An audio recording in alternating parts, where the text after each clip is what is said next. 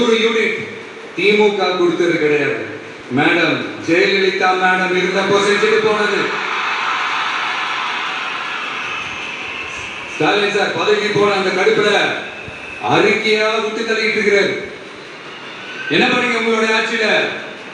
மக்கள் பணத்தை டாஸ்மாக்ல இருந்து அடிச்ச அந்த பணத்தை ஊழல் செஞ்ச அந்த ஃபைல க்ளோஸ் பண்றதுக்கு அலையா அலைஞ்சீங்க.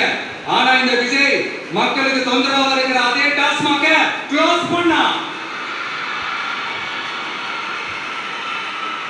விவசாயிகளோட அந்த கடனை தள்ளுபடி மேக்ஸிமம் இந்த 1 மந்த்ல என்ன செய்ய முடியுமோ அதை செஞ்சான். நீங்க தான் அந்த நிதி சம்பந்தமா இருக்கிற எல்லா கேட்டையும் லாக் பண்ணி வச்சுட்டு போயிருக்கிறீங்க. அதை சரி செய்ய வேணாமா? அதை ஒழுங்குபடுத்த வேணாமா?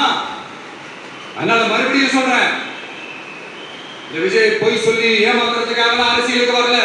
உங்க கூடவே நிக்கிறதுக்காக மட்டும்தான் அரசியலுக்கு வந்திருக்கிறேன்.